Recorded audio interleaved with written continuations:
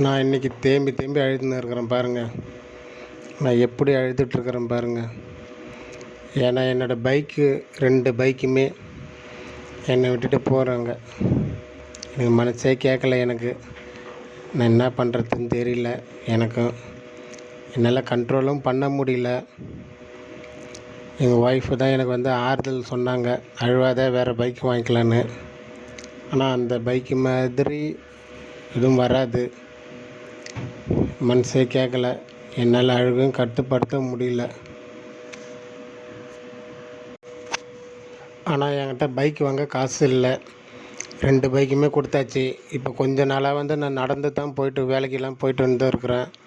அவங்கக்கிட்ட லிஃப்ட்டு கேட்டுன்னு போயின்னு இருக்கிறேன். சிலவங்க ஏற்றுறாங்க, சிலவங்க ஏற்ற மாட்டுறாங்க. இருந்தாலும் மேக்ஸிமம் நான் நிறைய நடந்து தான் வந்துட்டுருக்கிறேன்.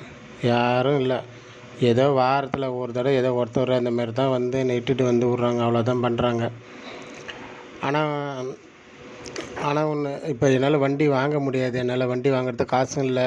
ஏன்னா பசங்களுக்கு நிறையா ஸ்கூல் ஃபீஸு கட்டணும், கரண்ட்டு பில்லு கட்டணும், கடன் காசு அடைக்கணும். இதெல்லாம் பார்த்து தான் என்னால் வண்டி வாங்க முடிய மாட்டுது. வண்டி வாங்கலான்னு பார்த்தோன்னா மேக்ஸிமம் 30,000 கட்ட சொல்கிறாங்க. 30,000 கட்டினா அது 2.5 வருஷம் 3 வருஷம் வரைக்கும் போகுது. அதனால தான் என்னால் அவ்வளோ பணம் ரெடி பண்ணவும் முடியல. இப்போ முன்பணம் நம்ம ரெடி பண்ணால் கூட நம்ம மாதம் கட்டுறது ரொம்ப அது எனக்கு பெரும் கஷ்டமாக தெரியுது. அப்போ கடன்காரங்களாம் என்ன கேட்பாங்க, திட்டுவாங்க.